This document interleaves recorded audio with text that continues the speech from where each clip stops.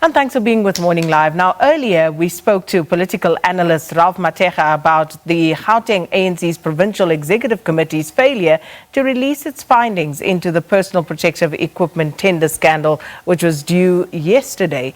The report was meant to give details on the committee's decision on the fate of those implicated in a multi-million rand PPE controversy. And joining us now is the Gauteng ANC Provincial Secretary, Jacob Khawe, to tell us more about what's going on. Mr. Khawe, thanks so much for your time. Welcome to Morning Live.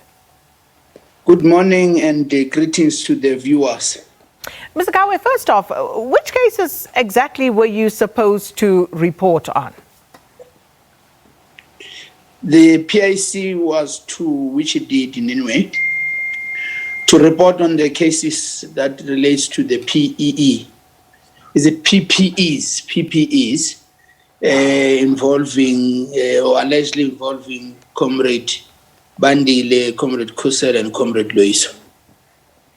So, just on a point of clarity, are those the only ANC cadres who are being investigated, or is there a broader investigation afoot with regard to PPE scandal in terms of what has come out in the tender reports?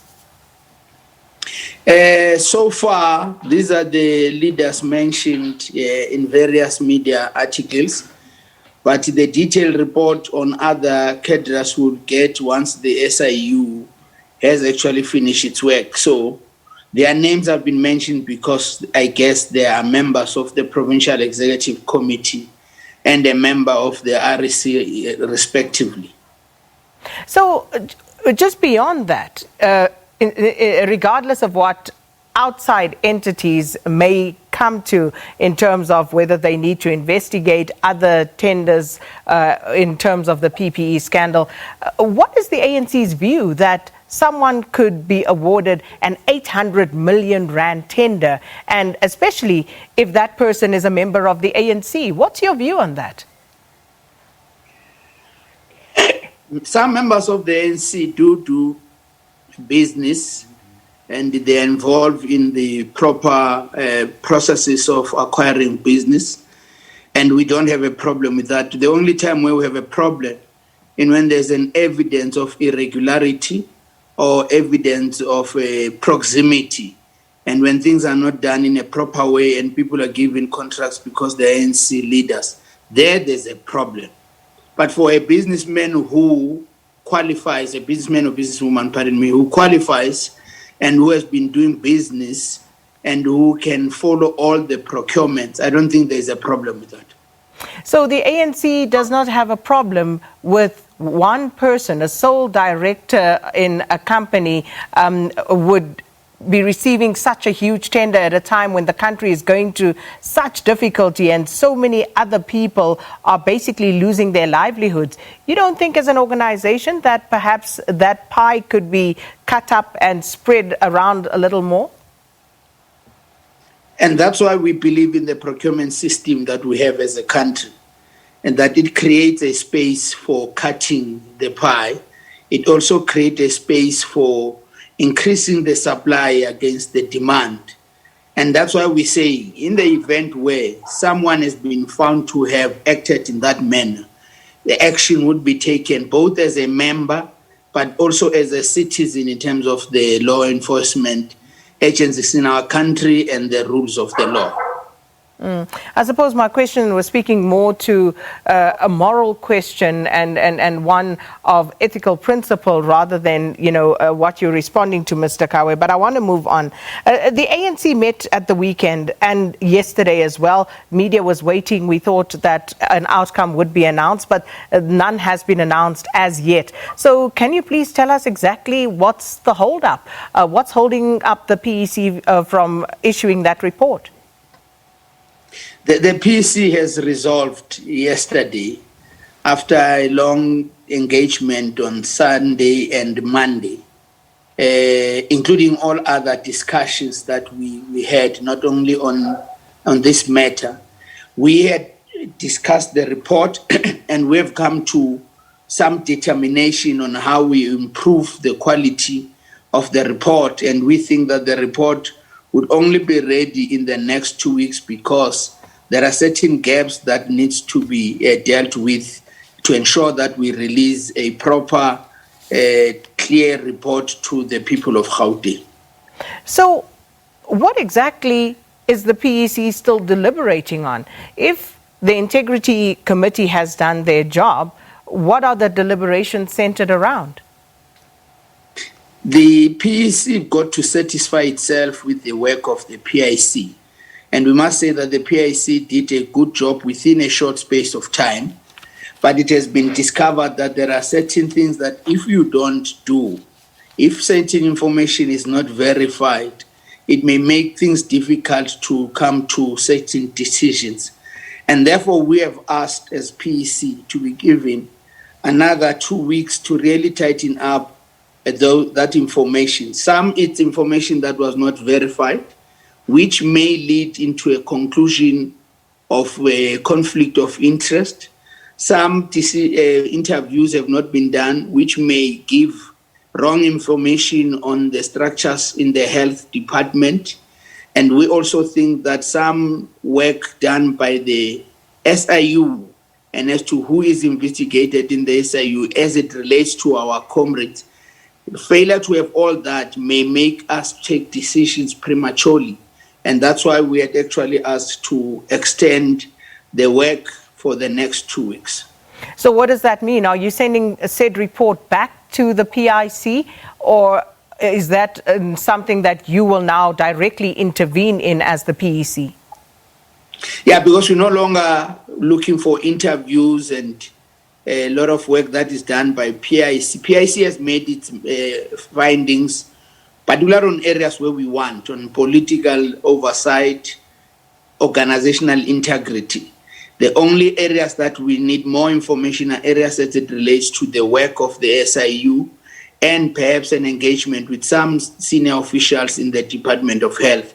And this work has been given to the officials of the ANC, working together with the PwC to just spend time in sourcing this information. There is, of course, a perception that exists outside of the African National Congress that looking on at what is happening and how the Gauteng PEC, for example, is dealing with this matter, that this is about a factional battle and also about the ANC's inability to act decisively against those who may have been complicit in wrongdoing. I spent 2 days in the PEC, and as a secretary, you spend more time listening than talking. And the expressions that were given there, they could not give me a sense that we are locked up into factions. I know that we came from conference, from different groups. But when people were engaging as PEC members, I got a sense that it is a robust debate between those who believe in natural justice. There's a robust debate between those who believe in lack of evidence before us. And there's a debate between those who believe that this is a big problem and an action must be taken now. And after all those engagements, a summary we came to was a summary that was supported by every PEC member. So it has also since been reported that MEC Masuku's leave and as well as his wife and Ms. Diko has been extended. Is that correct? And if so, what's the reason for that? Yes, it is correct. As we have asked to do this work, we felt that if we were to allow them to go back to work, we may create an impression that doesn't exist. We may create an impression that either they are cleared and therefore the process is actually ended. If you allow them back again, you're creating a pressure to themselves that time and again they've got to still answer the question as to what would have happened. And it is against that background that we felt perhaps to stay again another 2 weeks, allowing us to process this. But by the time we conclude our work and enhance the PIC report, it not have been creating confusion amongst the people and in the departments. So speaking of confusion, going back to the PIC, the Integrity Committee, how much authority and binding powers does this commission actually have, including its recommendations? It's a national debate. It's not an issue in Gauteng only as to how do we strengthen the work of the PIC.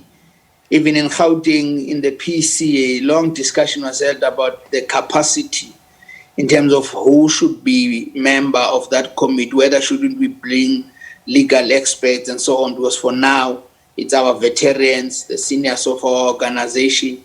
And that debate has not been concluded, but it becomes clearer every time when we're dealing with such matters that we've got to strengthen the functionality of the PIC. The other issue we've got to deal with politically is, do you want to give PIC more powers that their decisions stand as they are? And if that's the case, what is the appeal mechanism that you want to introduce? Or do you want to keep them as a subcommittee of the ANC and report to the PC, or in the case of national, report to the NEC? So that's the discussion we have, and it becomes urgent now because of our commitment to deal with issues of corruption, perceived corruption, integrity issues, and therefore it means that we need to conclude this work urgently as an organization. So what does that say for the standing of those recommendations and findings right now? The standing of, pardon me for that. No, I'm talking about the PIC's recommendations. Are they binding right now, or was that just an exercise in futility then? No. When we establish a team to make recommendation, it's an exercise of commitment. So they have done their work. They have reported to the structure they're supposed to report to. The structure has received the report, and the structure felt that there's some work that needs to be done to conclude the work of the PIC. So they have done a good job. But are their recommendations binding? The recommendations would be binding once the PEC agrees with them. For now, it's a report in progress, and it will need to be beefed up. But why does the PEC have to agree with those findings? Does that mean that you don't trust the work of the Integrity Committee then?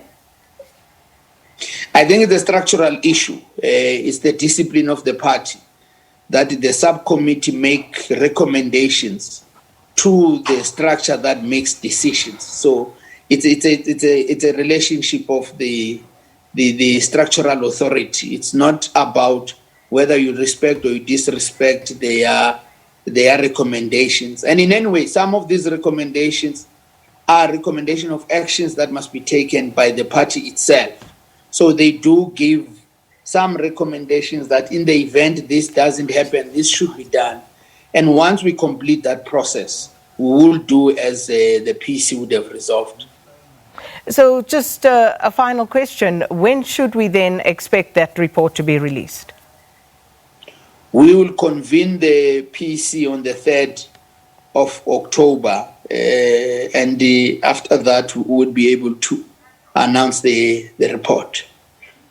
Mr. Khawe, thanks for your time. That was Gauteng ANC Provincial Secretary Jacob Khawe talking to us about the status of the PPE report that was expected to be announced by the Gauteng Provincial Executive Committee and the findings of the Integrity Committee yesterday.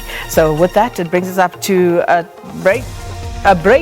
So we'll take a break and then we'll bring you news headlines.